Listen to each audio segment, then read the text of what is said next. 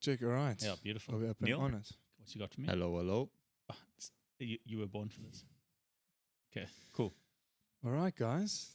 Welcome again Welcome back. to BNG. We are official with our stuff. We had Yes. some good meetings, some official brand merch meetings there. We're going to get our merch out soon. Yes, and our logo meeting has been awesome. I'm so glad I wasn't here for that. Just to inform Neil, just to get Neil into, let's bring you up to speed. So I got here. It said podcast in progress. So I stood outside with the stuff. For 20 minutes. And then I sent a picture, message Ben, no answer. So okay, obviously he's still busy. And then I heated up my eggs. The eggs exploded. So I had to clean the microwave for the second time because I destroyed the microwave at the gym yesterday. And then we got stuck into real work. What did we discuss? We sorted out the logo. So the logo, that was it. That's about It was only like an hour and a half. So I think we've so we did well. been pretty productive. We just spoke about it. All right, so we're doing sleep. Sleep. So we're going to start off with the basics. Neil and I were chatting, which one are we going to go with this week? Is it mental wellness or is it sleep? And because Sunday night was the worst night in a while that I've had sleep, I got my Whoop on and I got my Garmin going to get all the darts that we could try and capture for today. And so we decided to go with sleep. So who's going to start us off with the basics? Okay, sorry, I'm Mike. So we're going to talk about the basics. You need sleep to obviously survive and live. I'm actually teaching the kids at the school, what are your 4 sources of fuel? One's oxygen, second one's water, third one is sleep before food. I'm trying to get them to understand that sleep is more important than food.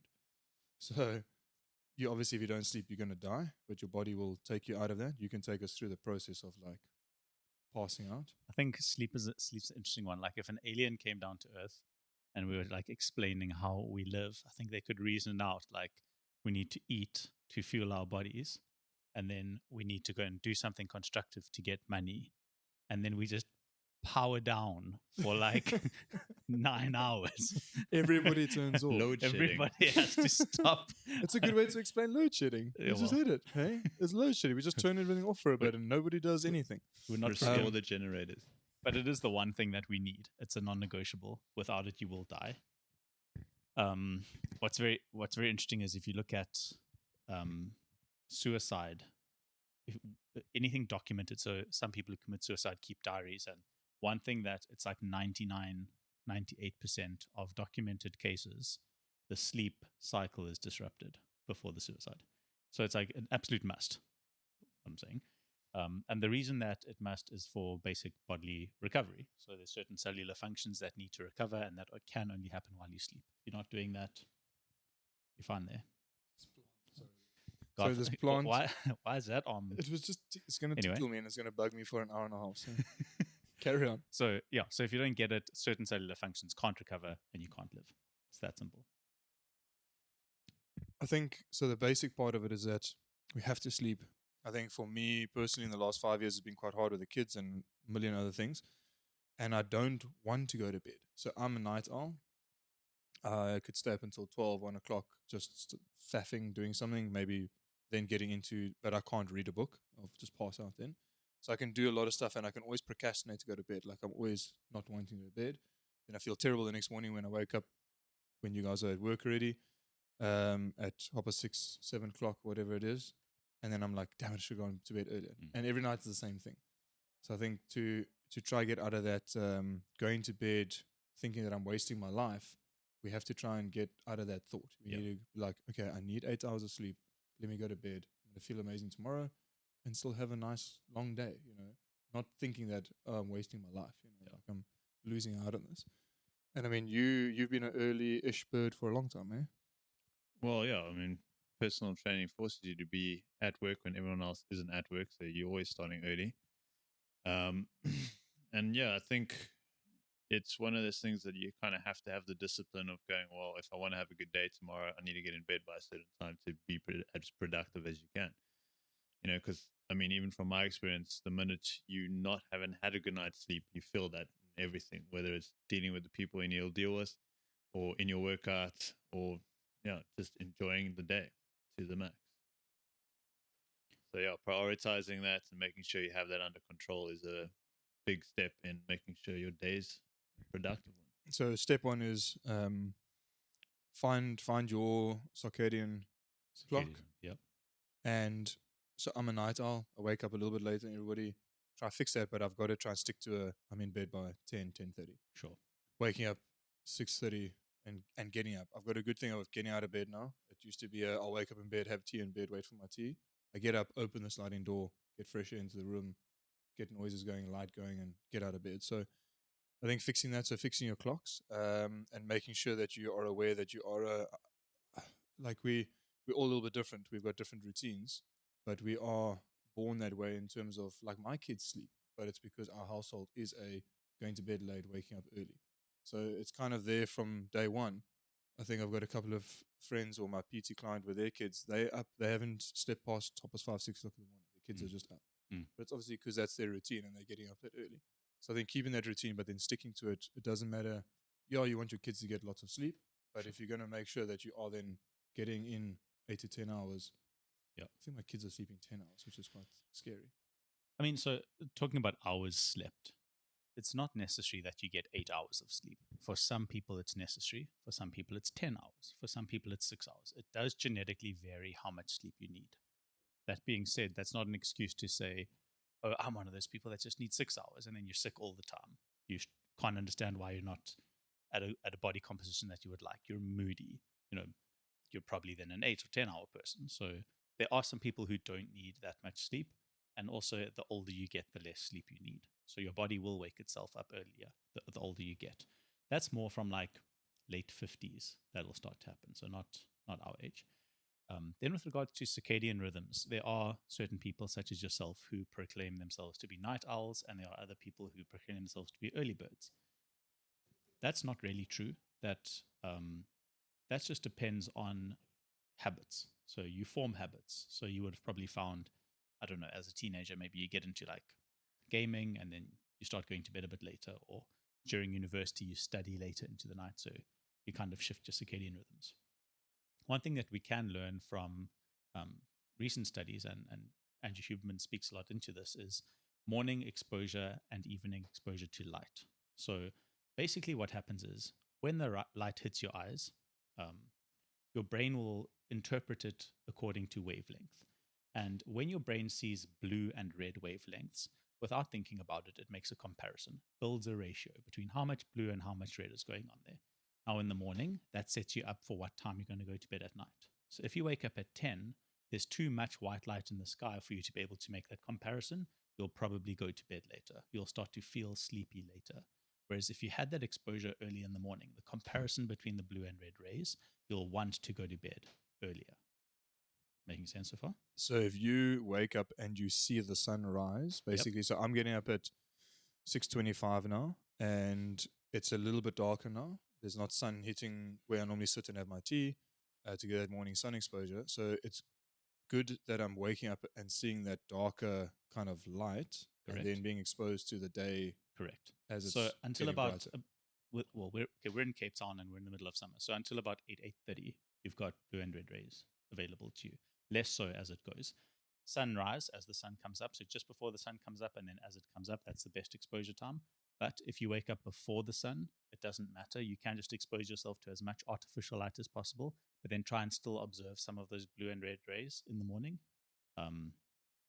If you're waking up sort of 8:30, 9, 10, you've kind of missed the boat on that, and you probably will want to go to bed later.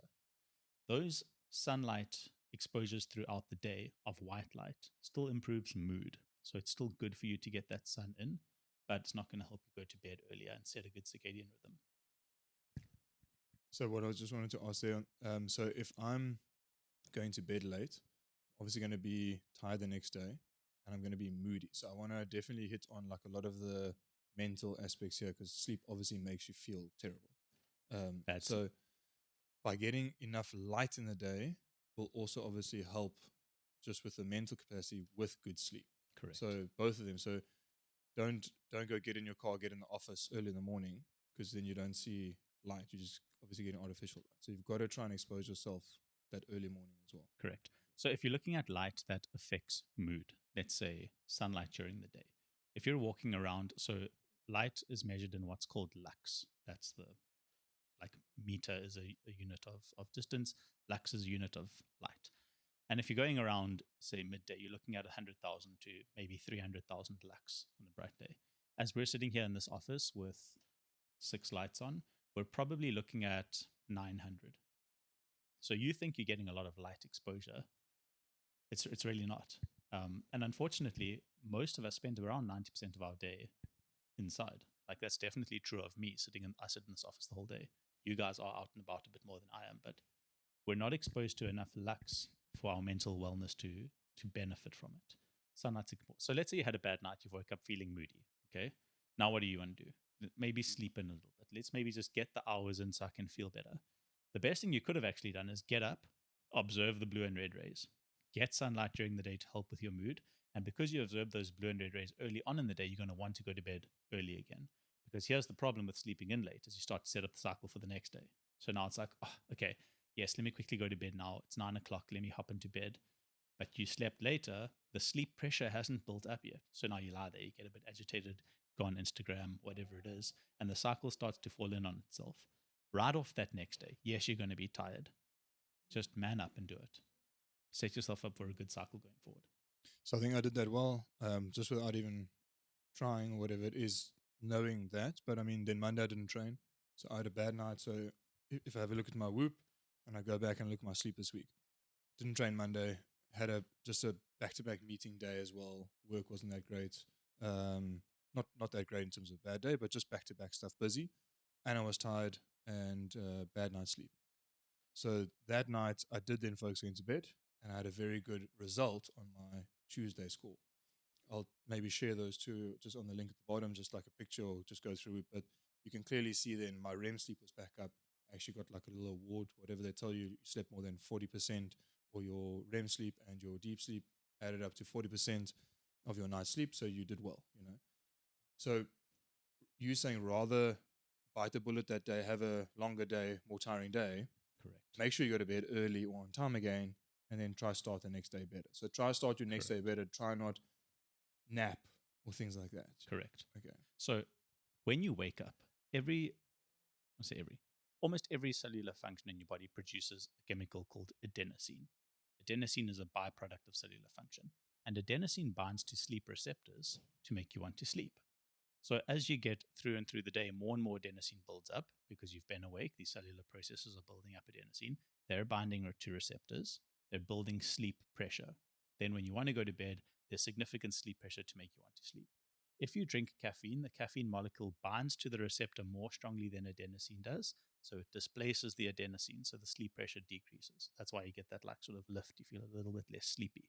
Same thing happens with a nap. As you nap, those adenosine receptors become less saturated with adenosine, so the sleep pressure for nighttime is less. That's how that works. Just a quick question as well. Obviously, you're talking about morning light, but I believe evening light has the same effect in terms of Correct. the same thing, setting those circadian rhythms to get yourself back into it. And evening light is very cool because it also sets you up for awake time. So it'll set you up to want to wake up a little bit earlier because you observe those sun rays. This is a nice caveat. I like that question a lot. But let's say you go onto your phone or you are watching TV or working on a computer at night. So now we're talking after sunset light. So artificial light. When you go to bed, the amount of melatonin your body will secrete will be less. Melatonin is a hormone secreted by the pineal gland in the brain, which makes you want to sleep. That'll be much less because you were exposed to artificial light. We know that. One thing that's recently been observed is that can be mitigated up to half by observing a sunset. So let's say you were going to have screen time was going to drive your melatonin down, let's call it 100 units arbitrarily. Now you watched a sunset and did the same amount of screen time, melatonin only dropped 50 units. Okay, so there's two things that we've kind of tapped on there. So the caffeine one I think we'll come back to, but let's carry on with that going to bed kind of routine. So Neil said, okay, cool. So you got to see the sunset. Do I physically need to see the sun setting, or is it the light that I'm exposed to? Because where I stay, I've got a nice backyard, or when we're at the gym, we are exposed to that evening. Is that fine? Yes. Or do you need to? No, you don't.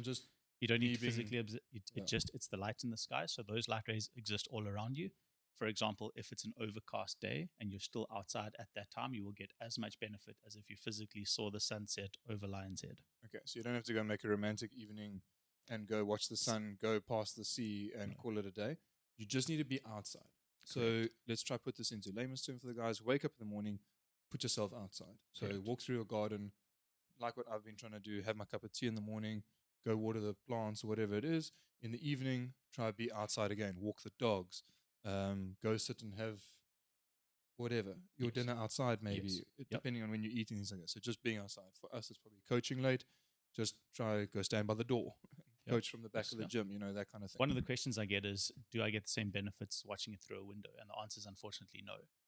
Unless the answer is yes if you're observing the sun.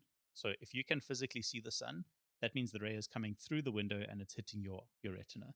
Because light is deflected by glass, if you're in a room and there's enough light in the room but you can't physically see the sun, you don't get those benefits. So like you say, evening light outside is the way to go. There are some people who have like sunroofs that can help.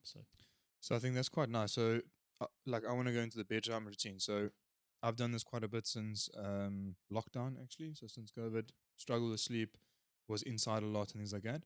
So I started to change my bedtime routine. So I turn off devices. My watch, I don't get anything through. So there's that, obviously, that you can just go into sleep mode on your phone. So set the sleep mode, nothing after 7, nothing after 6 actually interrupts you, so that your brain can actually also start turning down. How much information do we need to dial down for our brains to then help with the melatonin release and help with the adenosine buildup still before we go to bed? How much less should we do, and what can we still do in that time? So I've got to do work for tomorrow. I've got to prep food for the kids. All these little tasks. What are the favorable tasks to be doing rather than doing something that's actually like not going to benefit you to fall asleep? So obviously light, you said, so Yep. blue lights and things like that. So just to clarify, adenosine buildup and melatonin secretion are two independent things. They're not related. So light exposure is going to do nothing for adenosine, all right? So it's not going to make that worse. It's for melatonin. Activity-wise, again, that's not really going to be an issue as far as adenosine buildup goes. Screen time brings down melatonin, which is an independent factor, so worried about that. What the basic consensus in the scientific world is engagement with whatever content you're doing. So if something is kind of done on autopilot, doesn't really have much effect. They've even done studies on what are you looking at on screen time. So someone will be, let's say, on social media, someone's watching NASCAR, and they have no interest in NASCAR. Those cars are just going round and round and round, and this person's like engaging with content. The one with the brainless content still has more melatonin secretion than the one engaging. So mental acuity and mental focus makes a massive difference to your sleep. So if you're doing activities that you can kind of do on autopilot, that's better. So don't leave tasks for later in the day that require a little bit more focus. That will affect sleep.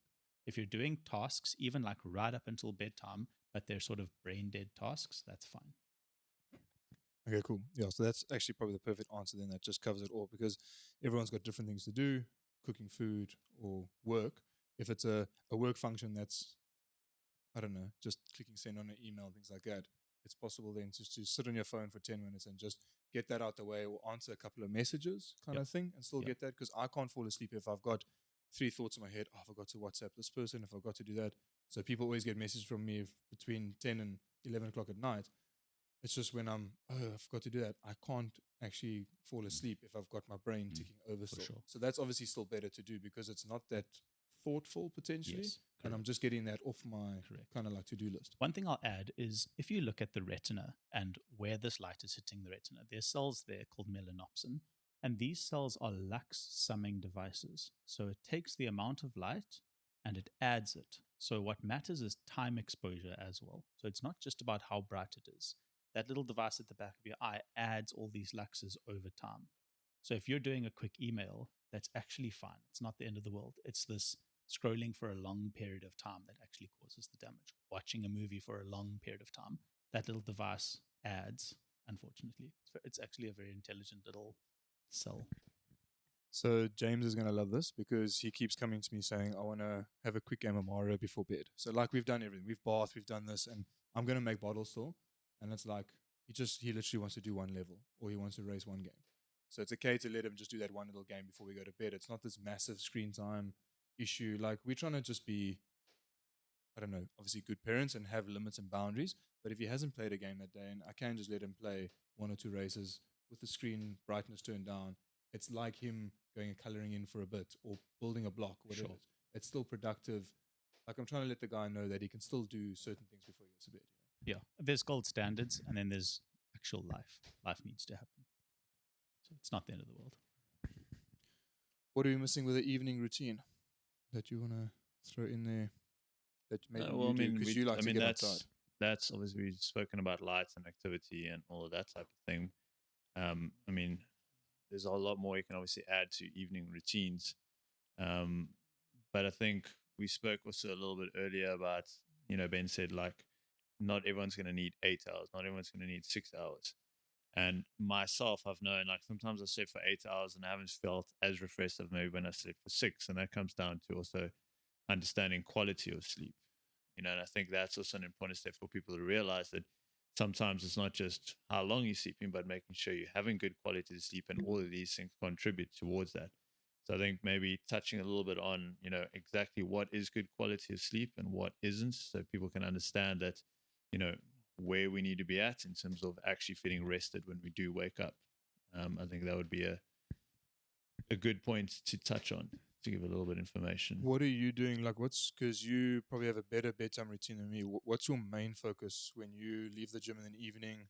You obviously going to eat still, shower, do a few things. What do you, regardless, doesn't matter what it is, what do you not miss out to get to bed, like on time? And like, you're just like, okay, that's it. I've done 3 things and I'm ready for bed kind of thing.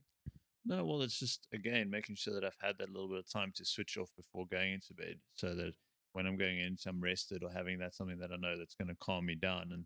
And, everyone's going to be different. So for me, I might listen to a little bit of soft music and I generally fall asleep while I'm sort of doing that. Or, there's different things that I have done. I've done a little bit of like, okay, just mind numbing tasks, like Ben said. So like I might play a little bit of Tetris, and that's kind of just something going over and again. I'm not kind of thinking, and that to sort of just switch off from the day ahead. Or it might be a bit of reading because that puts me to sleep, or anything along those lines. But again, it's just making sure that my body knows that it's time to sort of wind down before getting into bed. But yeah, if you're rushing around or there's too much excitement, then you're kind of staying hyped. So even for myself, like I know once I've played a game of paddle and I'm sort of still running that, then I will sometimes struggle to fall asleep if that's been a late game, because adrenaline and everything's still racing a little bit when I get to that point in time. And then again, it's trying to change that state before I am getting to bed. So, it might be, having a cold shower or doing something like that to calm my body down, slow it down a little bit. And those will be the things that I might focus on when in those instances. Yeah, I find like you just hit it right at the end there. I find that if I'm way cooler, then I fall asleep very quickly. Like obviously, just being cold helps me. Vicky's always moaning about the aircon being on 16 degrees. I'm like, doesn't matter, put a thicker blanket on because I'm body out in the aircon, 16 degrees. That's me out quickly. So that's been helping with me a lot. So getting cold, I normally shower in the mornings, or I bath the kids in the evenings. Then I do. So I think the cold shower in winter has been helping a lot. So I do the cold. And then a little bit of breath slip work. in there, sorry. Yeah.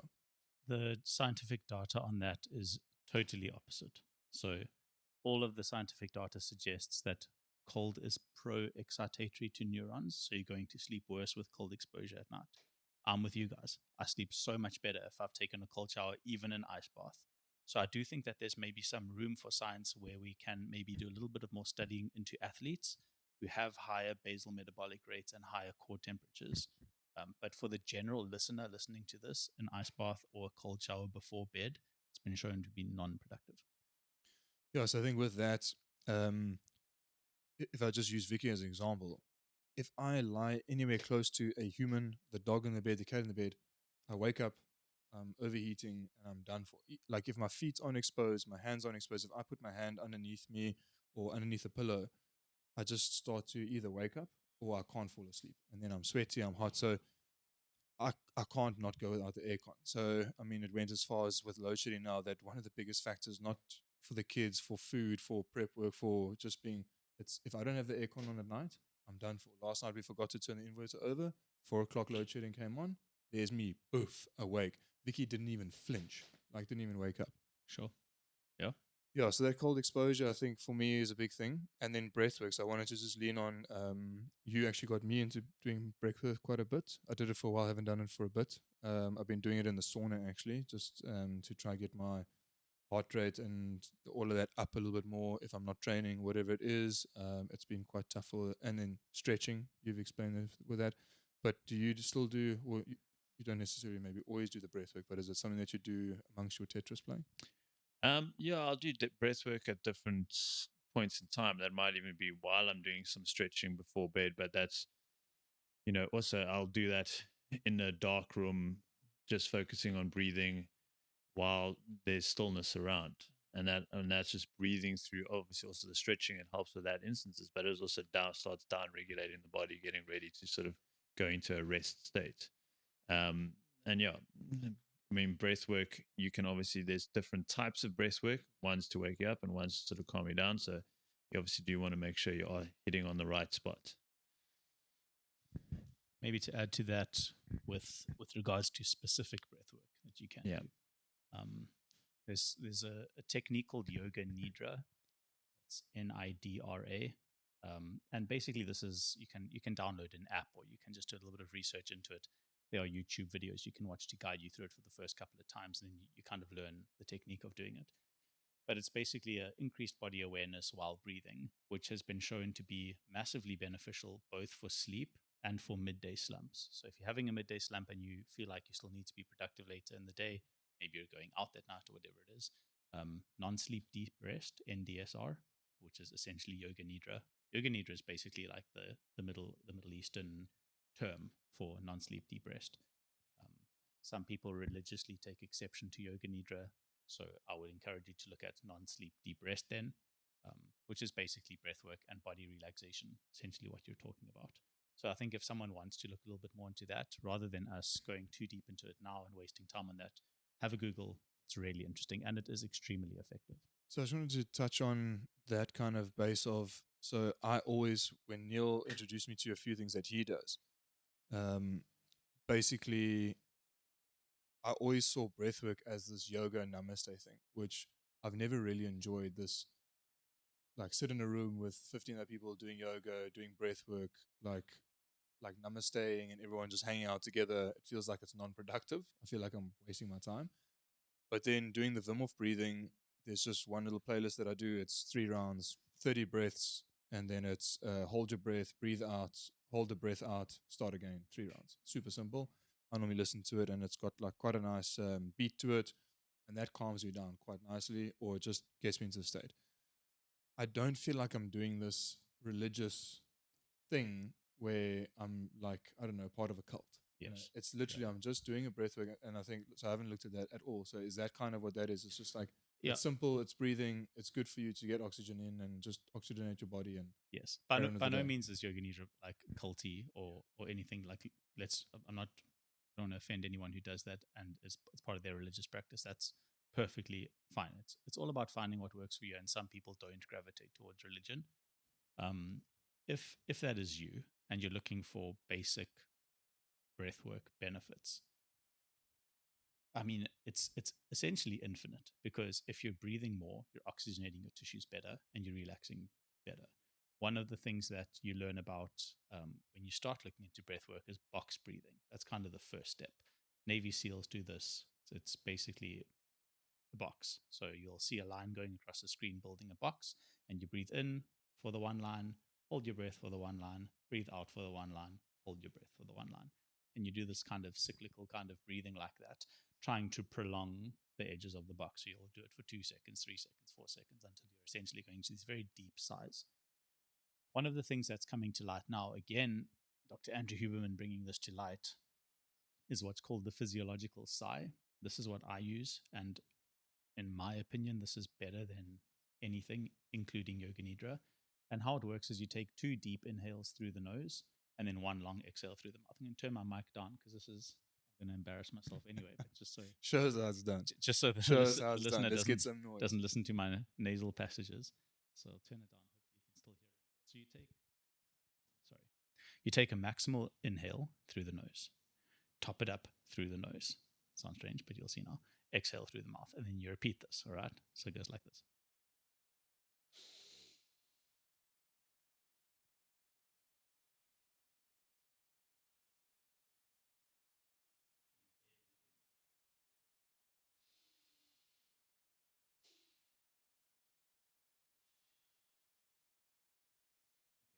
you do that. It's the funniest looking thing. Sometimes I explain that to patients and they literally laugh at me in my face, which I find very hurtful. But you do that again and again and again for 5 minutes. I challenge anyone to do 4 of those breaths and not feel like they're connecting with another dimension. It's crazy. But basically, it supersaturates tissue and it gets rid of oxygen, of carbon dioxide, sorry. One thing that we just need to talk about physiologically is the physiological dead space that exists in the respiratory tract. So when you breathe in, air goes in through your nose and mouth, down the trachea, and then into the lungs via the bronchi and the bronchioles. The trachea does not participate in gas exchange. So the trachea is essentially a PVC pipe. It doesn't get rid of carbon dioxide and it doesn't absorb oxygen. So let's say I'm chilling here. I've got a trachea filled with air here, right? That's not participating in anything. So now I'll breathe in. That first bit of air that goes in, fine, that's going to come now. And then as I breathe out, I'm breathing out air that gets to here. All right, that's dead air, old air, shitty air that's doing nothing, can't participate here. Now as I breathe in, what's the first thing that goes in? Old air, right? So that kind of like stays all the time. That's why we yawn and that's why we sigh and those kind of things, to try and get rid of that. So when you're doing this breath work, you're actually able to gas exchange on a level that you aren't generally doing throughout the day. Getting rid of more carbon dioxide and you're absorbing more oxygen. And carbon dioxide is excitatory to nerves. So it makes you want to think more and want to be more stimulated, which is good during the day. But at night time, you want to be more oxygenated. So just to go into, so I don't forget there, is that, so when you're sleeping now, we obviously need oxygen the best and the most, and we need to make sure that we're not snoring, we don't have obstructions. I try to go to bed with a nasal passage that's completely open. I'll blow my nose, rinse my nose, saline my nose, saline the kid's nose. Vicky's like, just calm down, please. Like, don't come to me. Like, my nose is fine. Just leave me. But I'm making sure that everyone's breathing through their nose. So let's go maybe into a little bit of depth of now just talking about breathing. Obviously, it's the most important thing while you're asleep because there's no stress on your body then. Correct. Yeah. So you want to nose breathe more than you want to mouth breathe because you oxygenate better through the nose. There's a very interesting book that I'd recommend everyone read. It's called Jaws, A Hidden Epidemic. It's not about sharks. All it is, it's about the shape of jaws and how our jaws shape. You wouldn't think so looking at Neil, but how our jaws have become less manly over time. And that's gotten to do with essentially 2 factors. One is chewing less than what we did in the past because our meats and our foods are now softer. And the second is because of nose breathing. So if you look at old skulls, so these sort of like archaeological skulls they dig up, they have their wisdom teeth, and their wisdom teeth have space, and there's actually even extra space in the jaw. And now we're finding the jaws are getting smaller and smaller. We're having to remove wisdom teeth. And it's also quite interesting if you Google, you should actually just take the time, Google Jaws, A Hidden Epidemic, before and after photos, and see how much more attractive people are once they start nasal breathing. It's crazy. Like even adults, you become sexier just by doing this, obviously over a long period of time. But it's quite an interesting thing to see. But essentially what's happening is the structures of your body, it's the same as training. The structures of your body will change in the demand placed on them. So if you're not placing those demands on your nasal passages, it's not gonna open up. Because we're exposed to more processed foods, maybe a bit more dairy than we should be having, we have more allergies. There's pollens in the air, there's crop sprays in the air. Our nasal passages swell and we start to mouth breathe because we need to. But then that also becomes a habit. So even when our nasal passages are open, we're still mouth breathing. So we need to try and teach ourselves to nose breathe at night. Now, this is quite difficult to do because you're sleeping. So what do? Tape your mouth shut. And I know it looks flippin' strange. It looks like a horror movie. You must see, like, and it's quite, if we all have partners, so it's quite weird to be like, this is the last thing I'm saying to you right now. And then the mouth tape goes on, like, but it works. It works incredibly well. Yeah, so just to joke about that a bit. So when I started having a look at this, so I've been running, so we'll come into tech just now, but so I would tell clients, like, use a sleep app to track your sleeping. Because you don't know if you snoring or she's snoring or the dog snoring, whatever it is.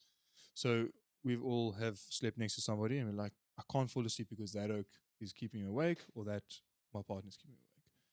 And the dog, whatever it is. But that sleep tape thing is the most awkward thing, or the sleep app kind of thing that you CPAP mask. the CPAP mask. Sorry, yeah, thanks for that.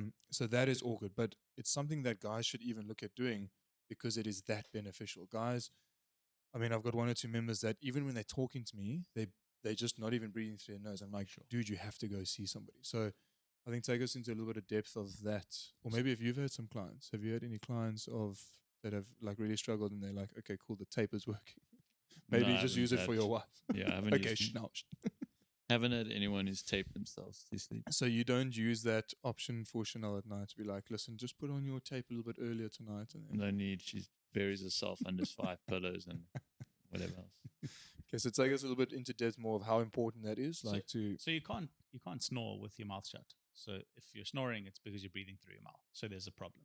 Snoring is abnormal. Snoring is normal. Periodically, maybe you are a little bit more exposed to allergens that day or whatever it is. But you shouldn't be snoring. I snore, so I'm not shitting on anyone who snores. Sorry, we're not allowed to swear on this podcast. Yeah. So if we're trying to help someone now actually go to bed, okay. So a couple of things I've spoken about: making sure your nose is clear. Yeah. One other thing I just wanted to add there that I've been doing, which I don't think a lot of people do. I've got it. So Neil has helped me actually with this. So a lot of the things that I'm a little bit healthier and a little bit more nerdy on a few of these things is because of Neil. But with the breathing, we're running together. I'm not breathing through my nose, and out through my mouth. So he's like, dude, you're dying next to me. So I'll be while we're running, chunking stuff out of my nose so that I'm breathing better, exercising.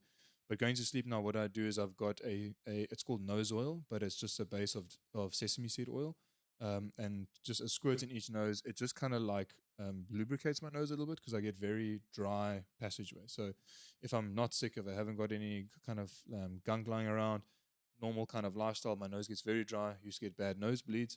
Been using, I did go just get those things burnt off at an ENT, closed up a little bit, so I get almost zero nosebleeds, and I haven't had one in years.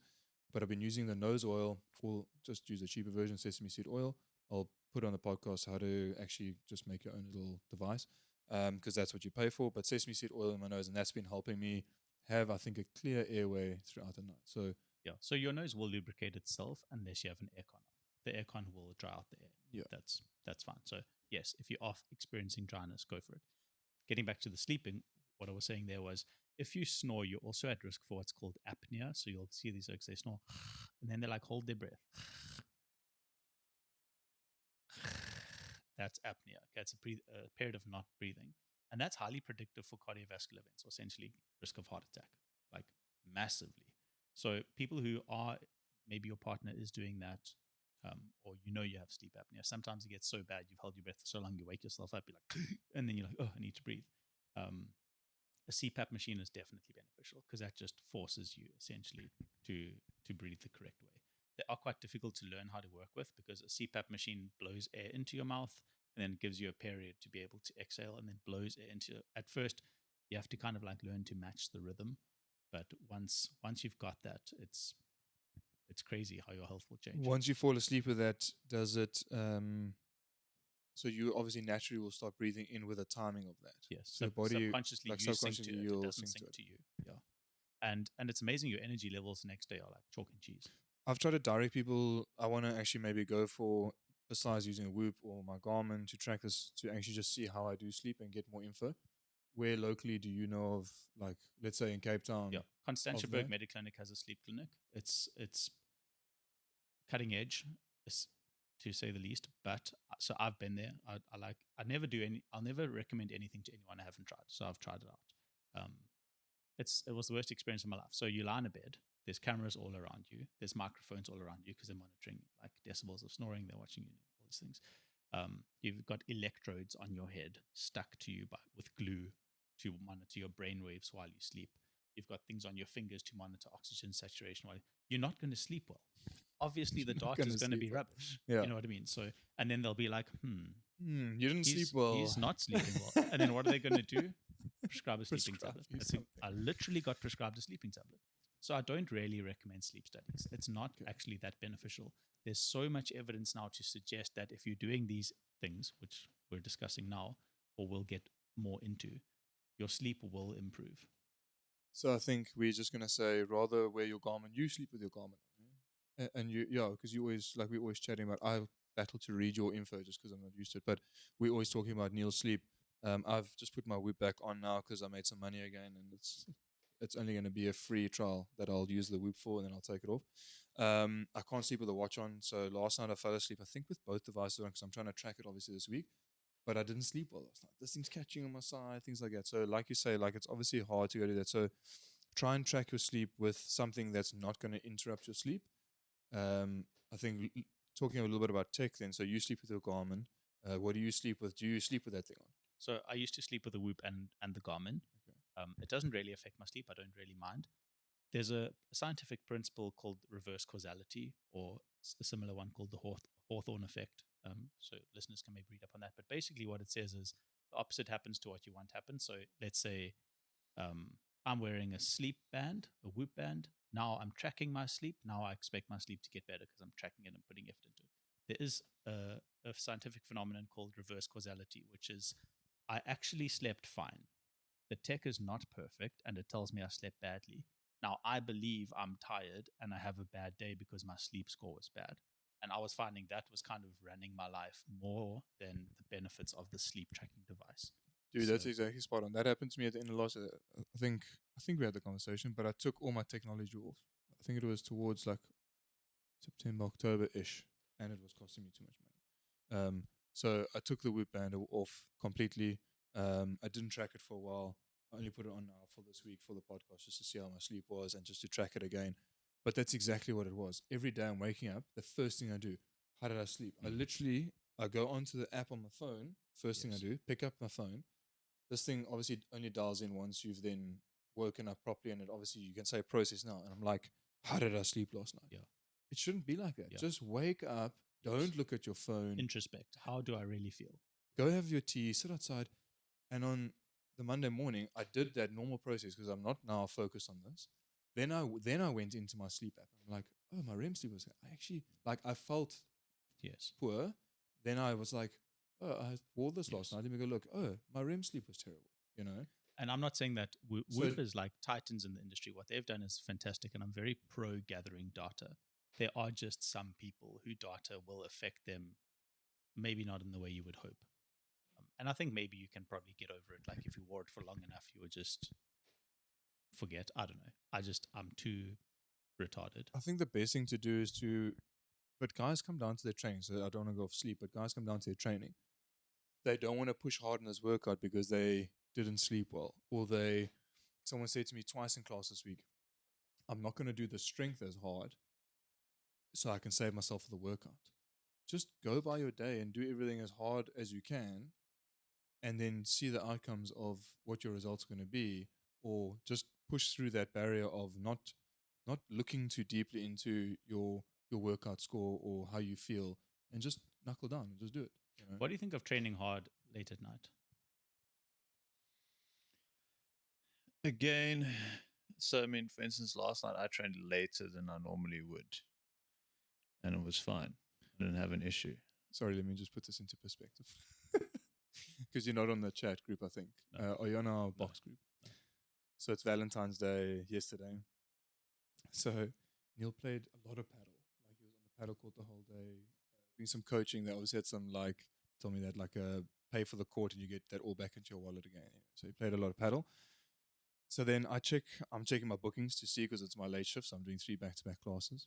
So I'm checking. And then I go and I check my late class to see, because guys sometimes just drop off. And I'm thinking Valentine's Day, guys forgot, they're going to just cancel class and not rock up. So guys were dropping off. Denwell was fixed in and Juan. So I know those oaks going to rock up. Then I see Chanel. Then he leaves saying he's going to come back maybe and train with Chanel. You'll see me later. I'm like, okay. So I go back and I look at the bookings. There, Neil's on for the first time ever. First time he's in my class. I'm like, yes, I get to coach Neil for the first time in my life. So anyway, so we rub this in proper. So Chanel rocks up. I'm like, wow, so cool that Neil's rocked up to come train with you. Best Valentine's Day present ever.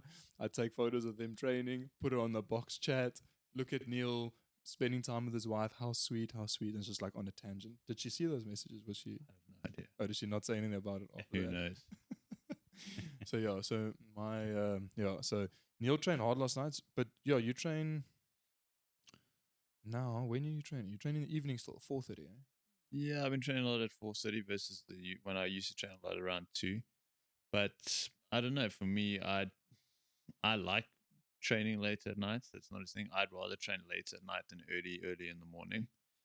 I just feel better fueled and have more energy that time of the day than what I do training. So, but I mean, that's again individualized because like Chanel would much rather train earlier in the morning than train late at night. Not too early, but like that's when she feels good.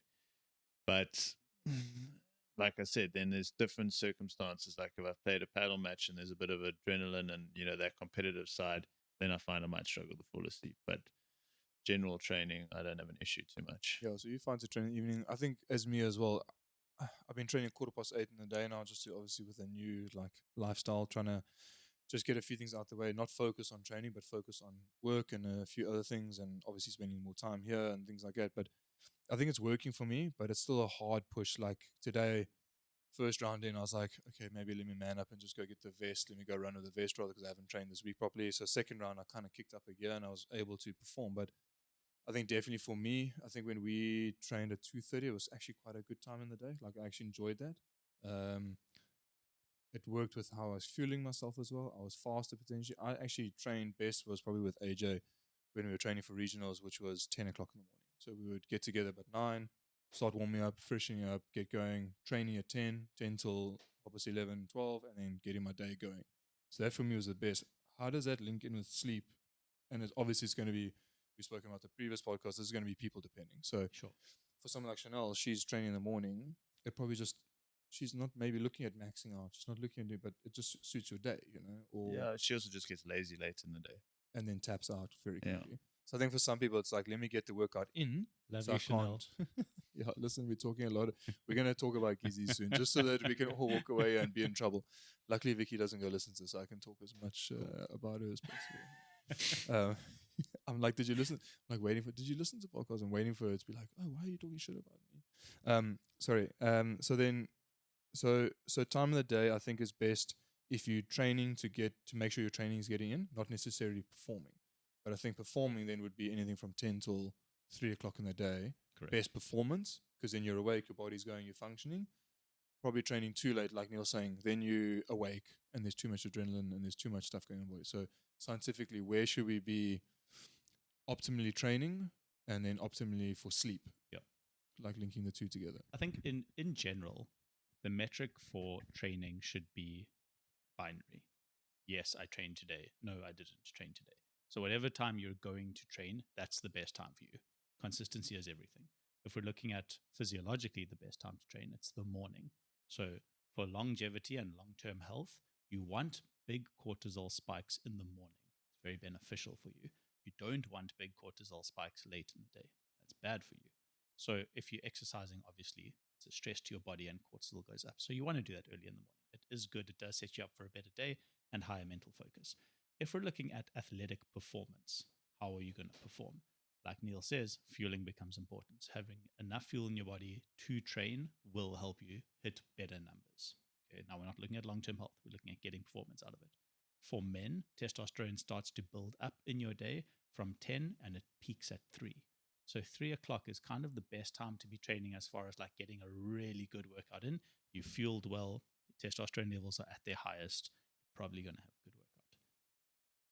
So that's for females as well. That's for women as well. So you're talking about testosterone, just to kind of Correct. make sure the ladies know we're also including you in this talk. They don't get even this, more so as men, but no, they don't still get the same peak that men get. It does go up during the day. It will, but for men, it's like a significant benefit to train at 3. For women, it doesn't really matter. I just want to go back to napping. So you nap very well, but obviously you're able to just turn off. I can't nap. Is that something that you've practiced to do, like to actually be able to do it, or are you just For my Scouts badge. Napping. take us through your napping protocol and when you'll add it in? No, so I'll only add a nap, and then I generally will limit that from like around 15 to 20 minutes. In fact, my body literally just wakes up before that sort of marker generally. And that I generally find is only if I obviously have to be at work at a certain time, and sometimes I might wake up at an odd point in the night to like pee, and it kind of disrupts my cycle or something like that, and I wake up at a funny point in my sleep, like when I'm very in a deep sleep, or busy dreaming in that sort of state. And then I kind of have to get up now to go to work, and my body kind of hasn't broken through. And then I find a 15, 20 minutes somewhere, then I've kind of just resets that cycle point and allows me to sort of get back in the flow of things. Otherwise, I find I'm a little bit sort of like yawny or tired, or feel like I could at any point just sort of have a bit of shut eye. Yeah, so I don't know how guys do this. It's not beneficial to me because I'll go lie down for 15, 20 minutes, try sleep, and I don't sleep. Then I get frustrated and I'm actually just in a bad mood. This is something that we spoke about just before we started chatting. What's the alternative to that? To not sleep, but close my eyes, lie in a dark room, knowing that I'm not going to sleep, maybe do some breath work. Doesn't have to be that, but can I just go lie down for a bit, close my eyes, not fall asleep, set an alarm for 20 minutes to know that I don't kind of miss time myself to obviously get up to do a task or whatever it is?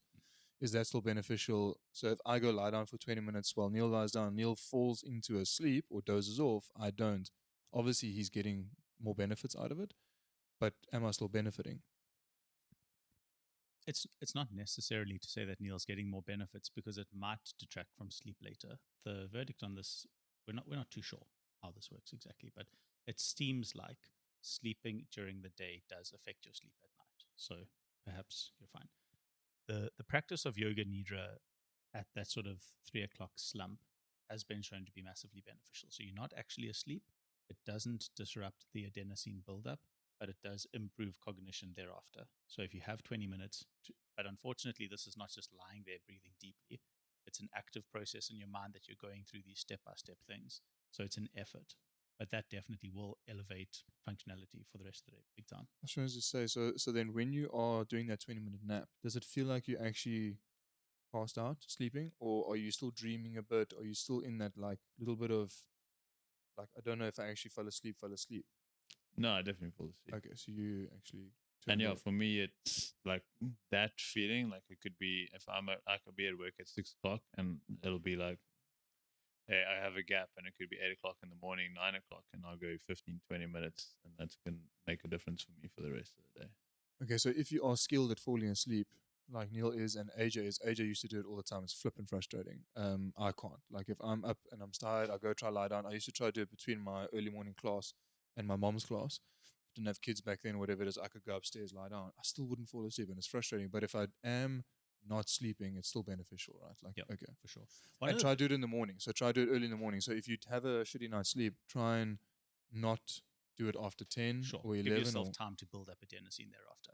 Okay. One of the best things you can do, if you are the kind of person that feels like you have the 3 o'clock slump, that you're like, yeah, just, you know 3 o'clock's coming, you're going to be tired, is to delay the first intake of caffeine by 2 hours. So that's kind of like, I know some people wake up and they love their morning coffee, and that's neither here nor there. But if you were to delay caffeine intake, what happens is you don't have that disruption of adenosine so early on. So you delay that, you allow some adenosine to build up, disrupt it at that phase. Now you've phase shifted the adenosine to start getting tired instead of 3 to 5, 5 to 7. So that makes sense. So if you are someone that's listening to this and you struggle, you're really struggling with that sort of like 3 o'clock, 4 o'clock, you just like really delay your caffeine intake, 10 o'clock. So I think you obviously don't do caffeine except for in your training supplements if you are having. Yeah. So you've obviously got a very good kind of clock running. I've switched my clock a bit, so or not switched that, but I've switched my caffeine clock, if you want to call it. Again, I did some gene testing. This is very similar to the blood work that we were going to phase through, is having a look at my iron levels, but my caffeine, my body doesn't break down that molecule well into the 3 molecules that it's then broken down into. Justin actually took me through that a little bit. But so what I've done is I start my morning with tea. I only have coffee when I get to work, which is now after I train. It's like between, let's say, 9:15 and 10 o'clock is my first coffee. And then I cut out caffeine like now, 2 o'clock is my final caffeine. I don't feel the difference because I don't think my body is actually getting that awake feeling. I can drink a Red Bull, I can have a Monster. I don't get that obviously big like release, but it's obviously still having an effect on my body. And I think it's done wonders. So I'm having caffeine between, let's say, 10 o'clock, 2 o'clock. Perfect. It's also brought my consumption down a bit. So I'm only having 3 cups a day, roughly. I'm adding collagen into that. So I'm making it a snack. And I'm actually using it I like drinking coffee. It's not that I can't do without it, because I did decaf for 2 periods when Vicky was pregnant. We just did it together.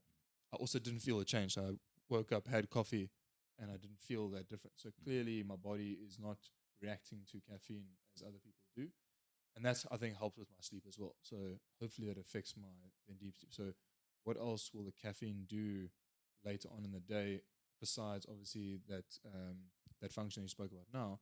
But then in your REM sleep, deep sleep, how's that affecting you then if you have it later in your day? So you get these people who will tell you, "Oh, I can have a coffee and go to bed and no problem."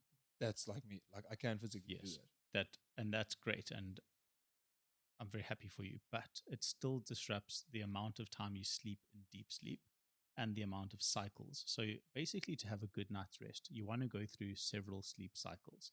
And cycles look like this: there's very deep sleep, where you're like dead to the world, bomb could go off, you're not going to wake up. Then there's light sleep, which is like kind of um, yeah, kind of awareness that of your surroundings, but you are still asleep. Sometimes you'll this happens to me where I can hear my wife snoring, but it's me snoring, but I can hear, you know what I'm saying, like that awareness, you know what I'm saying. And then there's rapid eye movement sleep, which basically that is what it is. So if you were to open someone's eyelid, you would see their eyes darting around like this. And you need to cycle through these types of sleep 5 to 6 times to get a good night's sleep. Now, if you're not able to do that, all three of those cycles, 5 or 6 times, you feel worse the next day. And that's what late caffeine consumption is going to do. It's going to offset the number of cycles you're able to do because you're not able to access those cycles in a linear function that you would have not ordinarily. It's the same with screen time. People will say, "Oh, I can browse Instagram for 2 hours and then I go to bed, sleep like a baby." You do fall asleep. I'm not arguing that, but the type of sleep that you're getting, the number of cycles you're able to cycle through is diminished. Yeah, so I think that's what I found just with the caffeine, and I've been doing it for a few years now, and it's definitely helping. What were the other topics that we had to make sure? So we spoke about technology. I think the medication side now. So now you, and I think alcohol as well. So this is a big factor for me. So I think my buddy and I, so Matthew, he's always got his watch on and he's sending me info. I drank last night. Look at my Recovery. recovery. Smashed, eh? It's completely Yeah. out the window. Or your Very heart rate. interesting. I mean, we spoke about heart rate now the other day. This is also training as well. So I think we must tap on that because you have changed your training a bit, and then your heart rate was like 40. Well, no, it was like 36 beats. per Sorry, minute. with 36. Resting, yeah. This actually, that's basically dead. Yeah, it's like a turtle. Yeah. So I mean, so what was the difference there that you got that deep sleep? It was No. you got hurt by a cat, and then you went for those injections, the rabies injections. Was it because of that, or was no. it? So what I was saying was basically at the moment I hadn't done a lot of high intensity exercise. High intensity. So you had the high intensity exercise cut out for a while. Yeah. You and I've been doing some recovery training, hanging out training, bro sessions. So it's the actual high intensity heart rate spikes that you haven't Yeah. had So for no a period. like super crazy CrossFit Metcon sort of vibe things. And basically I'd find that in that period of time my resting heart rate had dropped considerably lower by a couple of beats. And it peaked like sort of that morning where I was like, just I've never seen that number before. But it was sort of averaging like, if I'm training super hard, I'll find it more like mid 40s, but it had dropped to like 40 consistently, maybe 41, a 39, and then it was a 36. And basically, I put that down to just a more rested state from none of the high intensity stuff and basically sort of a full recovery mode. But yeah, again, I didn't really look at what my sleep score was for that day or how much sort of, deep sleep I had attained. But yeah, that was more, I think, from physical exertion at a sort of higher level and tapping off from that in terms of being fully recovered. Then we spoke about, which I think is very important, is that guys are training hard the whole time to reach goals, and they're training hard to lose weight, and they're training hard to do whatever they need to do. But you need to tap off for a while because it's just going to help you sleep better, For sure. and every other then function can kick in and just be better. So it's like try not go 100% every day because you need to get some sleep. And I think that's what I did again this week, and I'm doing it well all the time. I didn't train Monday, didn't train Tuesday. I did things that de-stressed me, take off work. I still had hot sauna, cold shower, like still did some stuff to try and bring my stress levels down, not necessarily a high intense workout to get better sleep. So it's not always about training hard to then get that, because clearly his heart rate's coming down and he's having a good night rest. Training hard's great. By no means should we be throwing that out, but consistently good is always better than occasionally great. So you get these guys who come in, I've missed 1 or 2 days, let me like smash it today. That's actually not how this works at all. So consistency is key. With regards to athletic performance and sleep, a very interesting topic that's now come up was a study done on college football players. So basically, they looked for a group of young men who are in peak health. That was what they were looking for. And they did it on college football players, and they basically sleep deprived them. So they let them sleep for 4 hours a night, and they woke them up. Nutrition stayed the same. They weren't drinking more. All other factors were controlled. They would go to class as normal, but they got 4 hours of sleep a night. On night, and they're checking blood sugar every night. On night 5, all of them were pre-diabetic. So you can't eat donuts and ice cream. Sorry about that. Donuts and ice cream for 4 days and become pre-diabetic. You can't do it for a month and become pre-diabetic. I would argue you couldn't do it for a year. It's a massive amount of sugar that you need to consume to overwhelm your body. But 4 nights of bad sleep and you're there already.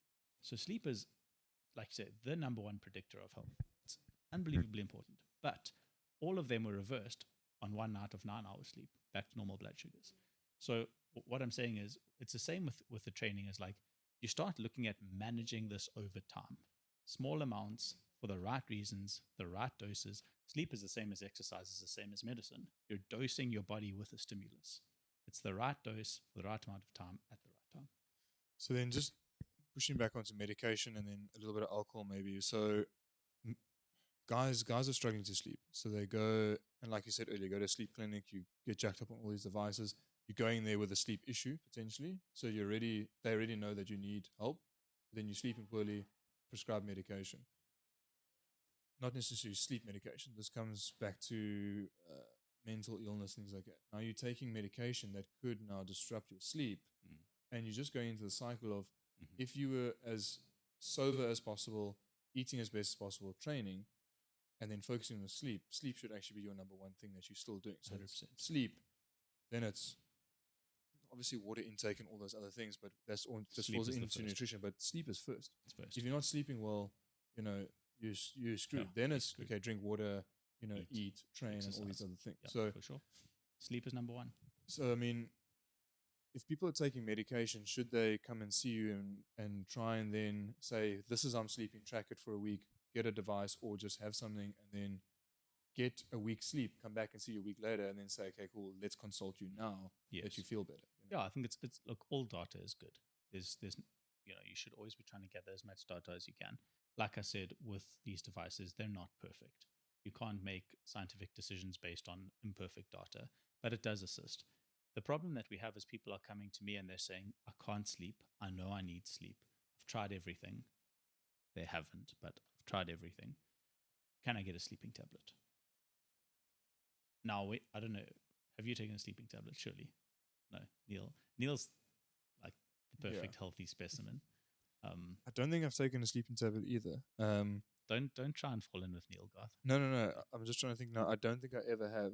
So if you take a sleeping tablet, you sleep quite lekker. You feel like you want to go to sleep, you go to sleep, and that's that. You wake up the next day.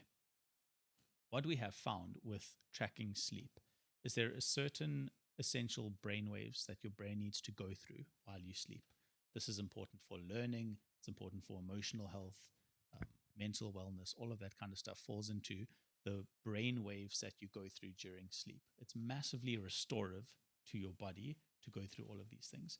When you take a sleeping tablet, although you sleep well, you're essentially anesthetized, and all of those brain waves shrink. So the size, the amplitude of the waves that you watch on the EEG goes down when you take a sleeping tablet. And unfortunately, recovery is directly correlated with amplitude of those waves. So although you will sleep well, you're still not recovering well. So sleeping tablets are not the answer by any means. Okay, so what do we do? So I know a few people that will, I can't fall asleep, I take it, fall asleep, or they wake up, let's say at 3 o'clock in the morning consistently, and they can't fall back asleep, and they go take a sleeping tablet. Yeah. Are these guys going to just try and ride it out, like you say, and try to do the next night? Try to do the next night? That's So, like, yeah. So you there's struggle tonight, I'm going to then try to do it the next night. I struggle again. Yeah. Are they going to bite the bullet and try and do that over a week?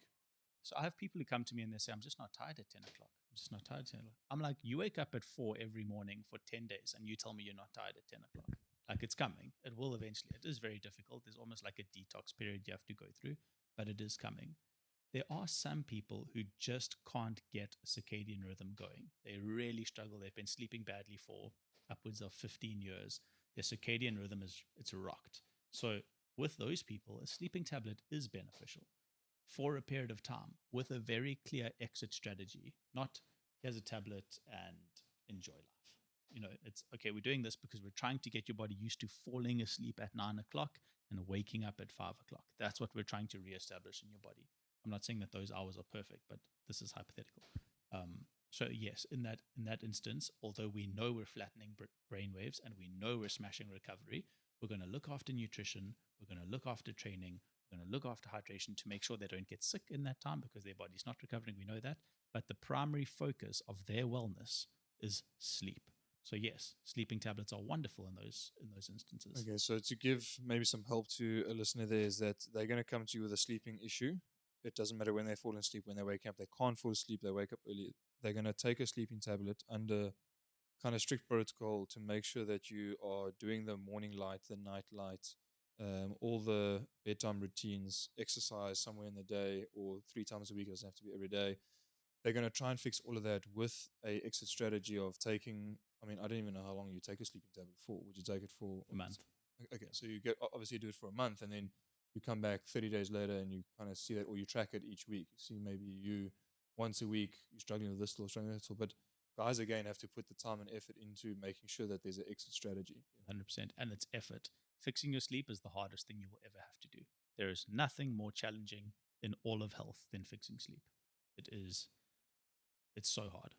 It really is. But it's doable, but it takes a lot of commitment. I would ask you the question, but you don't really drink alcohol like me anymore. But should we tap on alcohol there just quickly as well, just to get listeners to make sure that they're not drinking anymore? Like, sure. Just try to get guys who rather have non-alcoholic beers So and stuff. there's no benefit to alcohol. We know this. There are only negatives to alcohol, right? That being said, we're all going to drink, okay, not all. Yeah. We're all going to drink alcohol at some time in our life, okay? So what do we drink? Let's go with that. Tequila. So tequila is the only alcohol. I'm very happy you said that because silver tequila is in my freezer, and every weekend or every other weekend, if I've had a good week or even a not good week, I'll be like, Vix, you want a tequila? Cool. Yeah. Pour it out. It comes out like syrup, and I drink it. Yeah. Just so anyone who's been exposed to any drugs or whatever knows you get uppers and downers. Most alcohols are uppers and tequila's a downer. So fine. You can, if you're going jawling, fine. Tequila is probably your way to go there. Best drink for hangovers or to not get a hangover is gin. So those are kind of your two best friends. If you are the kind of person who's like, listen, I'm going to drink. I don't care what you say. I know all of the side effects. I know I'm going to die 20 years earlier than I would have. I'm happy with this deal. What am I drinking? Tequila and gin. Those are your go-tos. Then obviously this leans into your kind of like if you're going into sleeping, so you pass out, you then sleep. What's the best thing to do the next morning then? Is it to just carry on sleeping? So like screw your clock, screw this.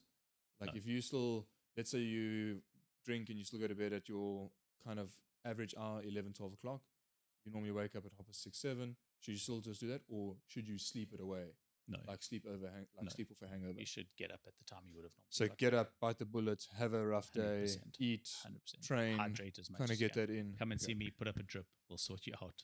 But get up. Should we talk about the drip? Yeah, we can.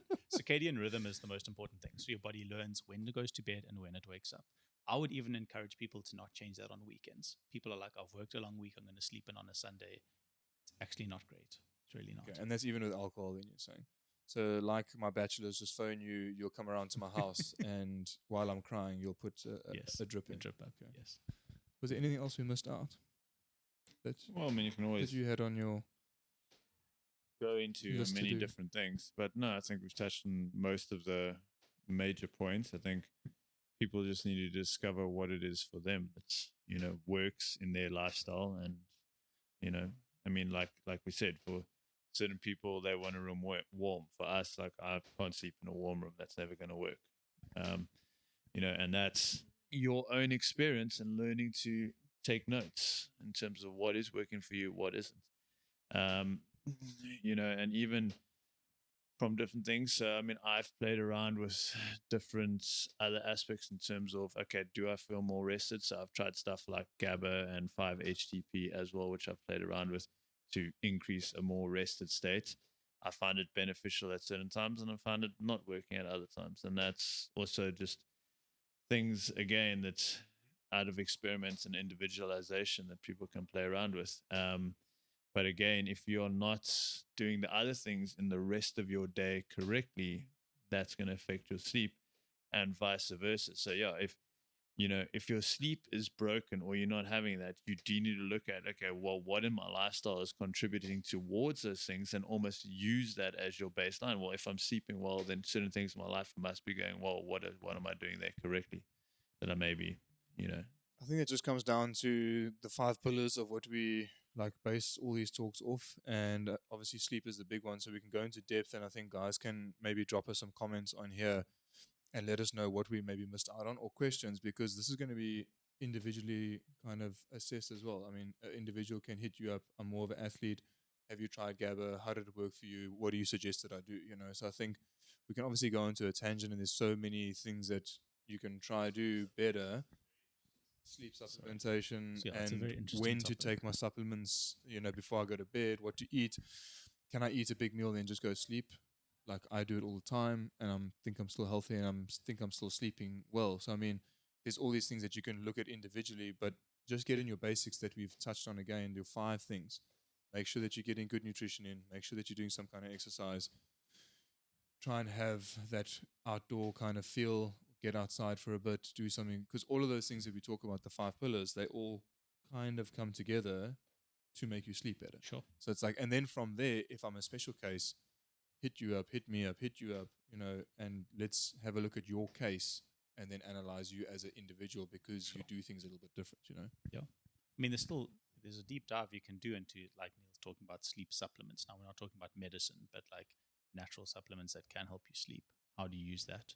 And like you're saying, nutrition. How do we use nutrition to help us sleep? I mean, don't know what your guys' timeline looks like, but we can tap on that another day, or we can. Yeah, go I think into let's it have a now. look at another sleep, because what we're trying to do with these things is, in the beginning or on these, is try and give basic info, so that guys that don't want to know, like, I'm not looking at supplementation, don't have the money, don't want to waste money like that, but let me do the basics. Sure. But I think let's definitely do then food kind of through the day to help you sleep better. What proteins, fats, and carbs not to eat, because we touched on that last time, and then supplements like GABA and getting these things in. Cool. Sweet. Thanks, guys. pleasure. Okay. Yeah. As always, we like questions. Questions, comments. We would want more comments than what you guys can. Obviously, hit us up if you're enjoying the podcast, but give us questions so that we can start building up the next sleep talk, and then we'll obviously try and give you guys some feedback on our own personal stuff. I'll put all of this data together so guys can go see. Maybe we can put like a little structure of, you spoke about the little waves that you go through. That's one thing that through the studying or the Matthew Walker book that I read and things that I've done, I wake up and I look at how many things I had. Cool, that's a good night's sleep straight away. I don't need to go into any depth of it. I just know that I've got a good night's sleep. For sure. Without trying to use the technology. Absolutely. All right. Lekker, guys. Thank you, guys. Thank you. Cool. Thank you.